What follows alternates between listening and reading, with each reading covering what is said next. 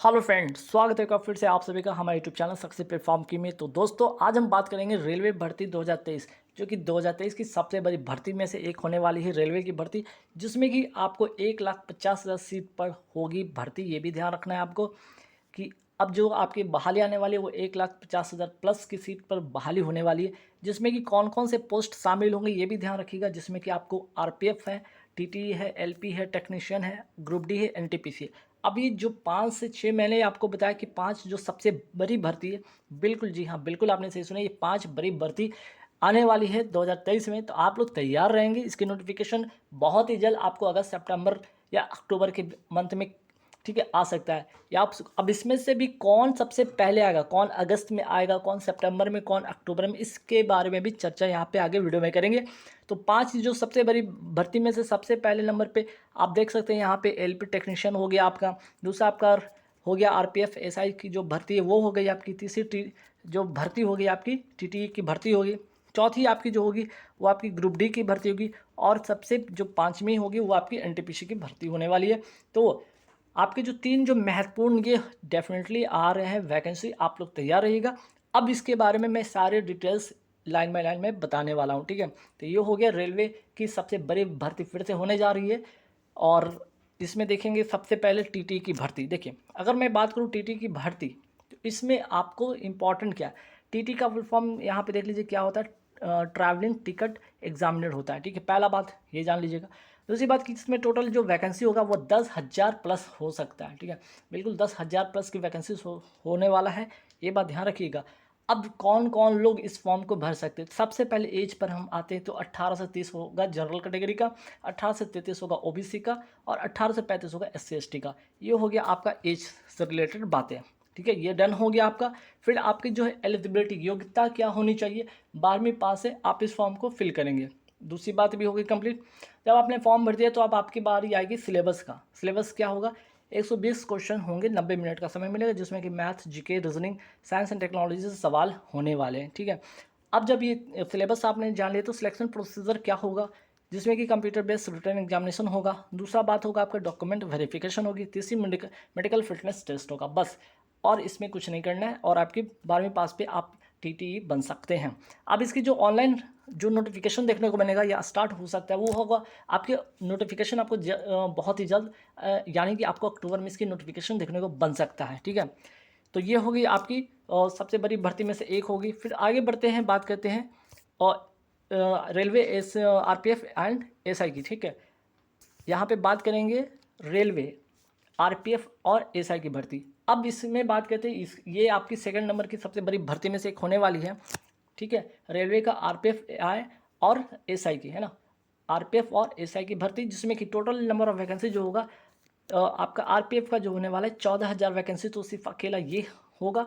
Plus यहाँ पे SI की और 6,000 वैकेंसी जोड़ लीजिए, तो कुल मिलाकर 20,000 की वैकेंसी ये अकेले लेकर आ रही है आरपीएफ एवं एसआई की वैकेंसीज को लेकर।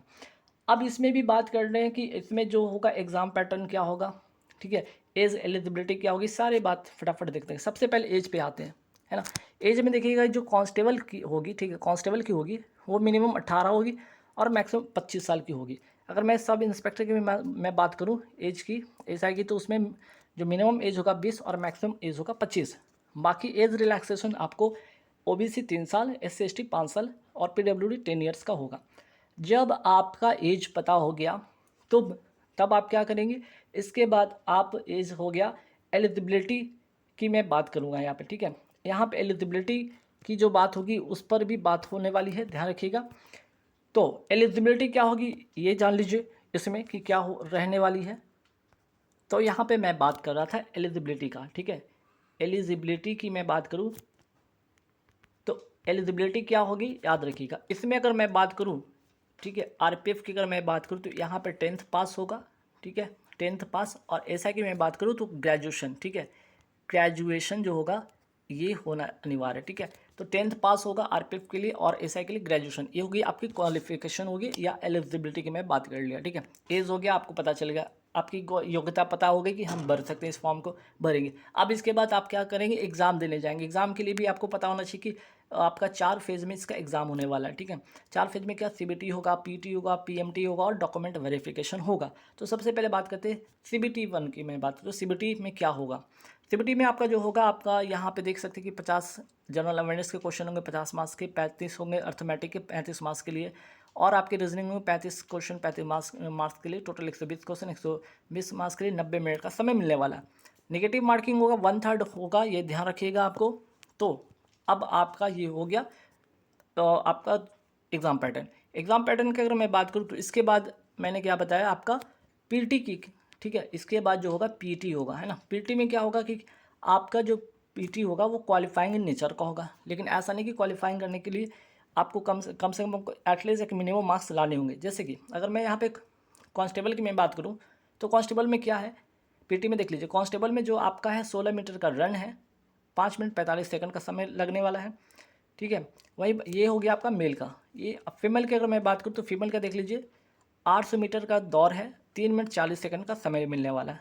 मेल का लॉन्ग जंप में 14 फीट है, हाई जंप 4 फीट है। वही फीमेल का 9 फीट लॉन्ग जंप है, 3 फीट हाई जंप है, ठीक है। वही एसआई का अगर मैं बात करूँ तो कांस्टेबल का हो गया। फिर अगर मैं बात करता हूँ यहाँ पे सब इंस्पेक्टर का, ठीक है। तो सब इंस्पेक्टर का देख लीजिएगा यहाँ पे, ठीक है। ये तो हो गया आपका पीएमटी हो गया, है ना। सब इंस्पेक्टर का जो पीएमटी होगा वो होगा। फिर बात करते हैं सब इंस्पेक्टर का भी, तो सेम है यहाँ पे। एक सेकंड मैं यहाँ पे थोड़ा चेक कर लेता हूँ। देखिए ठीक है, सब इंस्पेक्टर में देखिए यहाँ पे अगर मैं बात करूँ सब इंस्पेक्टर में तो फीमेल का यहाँ पे देख लीजिएगा। फीमेल में जो है यहाँ पे फीमेल का 1600 मीटर की अगर दौड़ की बात करें तो ये 1600 मीटर किसकी दौड़ है, यहाँ मेल का, ठीक है। 6 मिनट 30 सेकंड में मेल का दौड़ होगा, 800 मीटर 4 मिनट में, ठीक है।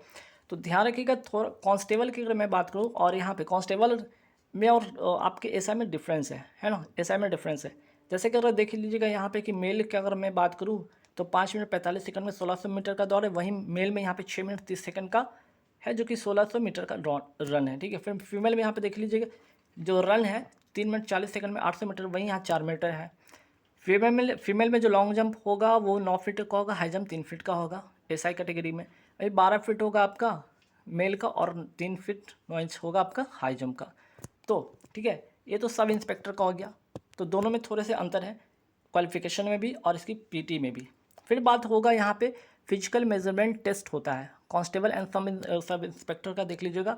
अगर मैं बात करूँ जनरल और ओबीसी का, तो हाइट जो होगा 165 सेंटीमीटर, 157 सेंटीमीटर ओबीसी का हो जाएगा, ठीक है।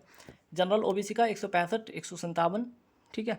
चलिए भाई बात करते हैं यहाँ पे चेस्ट होगा 80-85 होगा, जो कि यहाँ पे देख सकते हैं साफ तौर पे लिखा होगा मेल कैटेगरी का, ठीक है। यहाँ पे लिखा है मेल कैटेगरी, ठीक। SC/ST का 160 152 होगा, ठीक है। यहाँ पे चेस्ट में अगर देखा जाए तो यहाँ पे चेस्ट 76.2 81.2 है, ठीक है। तो जनरल ओबीसी का 165 157 होगा, ओबीसी जनरल ओबीसी का, और SC/ST का 160 152, ठीक है। चलिए, तो अगर मैं बात करूँ इसकी जो नोटिफिकेशन कब तक देखने को बन सकता है, तो इसकी नोटिफिकेशन आपको सितंबर या अक्टूबर में कभी भी इसकी नोटिफिकेशन देखने को बन सकता है। तो ये हो गई सबसे बड़ी सेकंड भर्ती होगी आरपीएफ और एसआई की, जहाँ पे 20,000 के लगभग में आपकी वैकेंसी देखने को बनेगा। अब मैं बात कर रहा हूँ यहाँ पे आरपीएफ का, यहाँ पे आरपीएफ की प्रीवियस कट ऑफ, है ना। कांस्टेबल की यहाँ पे कट ऑफ देखते हैं। जैसे इसमें अलग अलग पोस्ट है, जिसमें कि अलग अलग पोस्ट को ग्रुप ABCDEF में डिवाइड किया गया था, है ना। ABCDF में इस तरह डिवाइड किया गया था, ध्यान रखिएगा। जैसे ग्रुप ए की मैं बात करूँ यहाँ पे, तो ग्रुप ए में देख लीजिए मेल का और फीमेल का जनरल ओबीसी SC ST, वही बात करते हैं फीमेल का जनरल SC ST OBC, ठीक है। उसी तरह आप देख लीजिए ग्रुप बी में, आप यहाँ पे एक बार स्क्रीनशॉट देख सकते हैं। वही बात करते हैं ग्रुप सी का देख लीजिए, ग्रुप डी का देख लीजिए, ग्रुप एफ का देख लीजिए कि क्या कट ऑफ रहा था, ठीक है। इसके बाद अगर हम बात करते हैं तो बात करने वाले हैं एसआई का, ठीक है। एसआई का क्या कट ऑफ रहा, ग्रुप ABCDEF का, ठीक है। ABCDEF जो भी था यहाँ पे ग्रुप, आप देख लीजिए क्या कट ऑफ गया था जो फाइनल, ठीक है। ये फाइनल आपका कट ऑफ था, फाइनल मेरिट लिस्ट का कट ऑफ था। ग्रुप ए में क्या गया था, जनरल कैटेगरी का, ओबीसी का, ठीक है। जनरल कैटेगरी हो गया ये सब, ठीक है। तो स्क्रीनशॉट आप ले लीजिएगा जनरल कैटेगरी का क्या क्या कट ऑफ गया था, तो ये हो गया। तो हमने बात किया टीटी का सबसे बड़ी भर्ती, दूसरी आपकी आरपीएफ एसआई की सबसे बड़ी भर्ती, फिर इसके बाद हम बात करेंगे एलपी टेक्नीशियन की सबसे बड़ी भर्ती। तो एलपी टेक्नीशियन का आप सबसे बड़ी भर्ती में से आप देख सकते हैं क्या, तो एलपी का अगर मैं बात करूँ यहाँ पे 40 वैकेंसी देखने को बनेगा, टेक्नीशियन का 20 वैकेंसी देखने को बनेगा।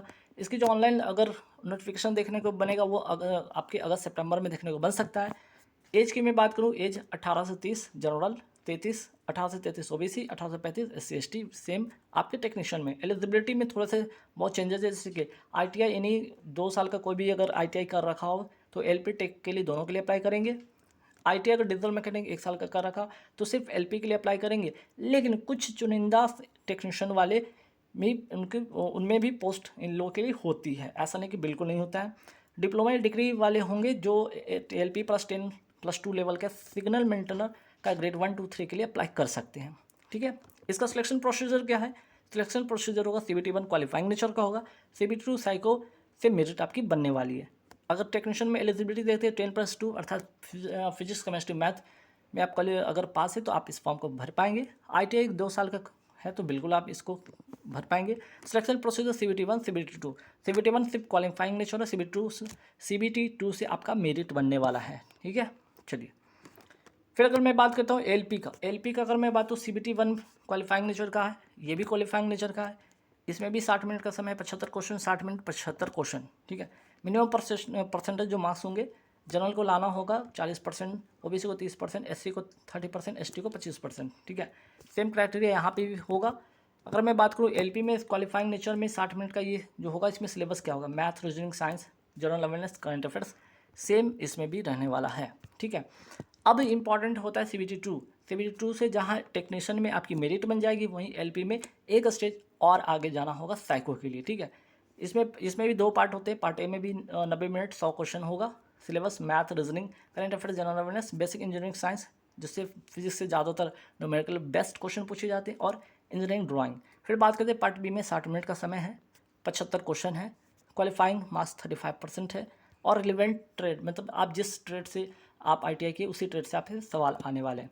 तो यहाँ तो आपके जो है टेक्नीशियन वाले, ठीक है, टेक के लिए तो यहाँ से मेरिट बन जाएगा। लेकिन अगर मैं बात करता हूँ साइको के लिए, LP वालों के लिए साइको टेस्ट के लिए जाना होगा, जहाँ पे 42 मार्क्स चाहिए, हर टेस्ट बैटरी में क्वालिफाई आपको करना होगा। तो ये जो थी आपकी तीसरी सबसे बड़ी वैकेंसी थी। ठीक है, ये जो थी थर्ड आपकी सबसे बड़ी वैकेंसी थी। अब इसके बाद जो है आपका वो क्या है, ध्यान दीजिएगा। इसके बाद आपका बचेगा आपका NTPC, है ना। एक तो ग्रुप डी हो गया और NTPC ग्रुप डी में भी अब चूँकि लगभग ग्रुप डी की यहाँ पे कुछ दिनों में 2-3 महीने में इन लोग का सारा जो है सिलेक्शन प्रोसेस कंप्लीट होगा। तो यहाँ पे एंड ऑफ द आपके दिसंबर तक ग्रुप डी के भी कुछ नोटिफिकेशन देखने को बन सकता है, और NTPC सबसे लास्ट में आएगा। ठीक है, मे भी आपके दिसंबर नहीं 2024 में ये वैकेंसी देखने को बनेगा, फरवरी मार्च तक देखने को बनेगा। तो बारी बारी से सारे जो है number 1, number 2, number 3, number 4, number 5, इस तरह से आपके सारे के सारे वैकेंसीज आपको 1 बाय 1 आपको देखने को बनेगा। तो सबसे बड़ी वैकेंसीज में से एक होने वाली है रेलवे की 2023 की।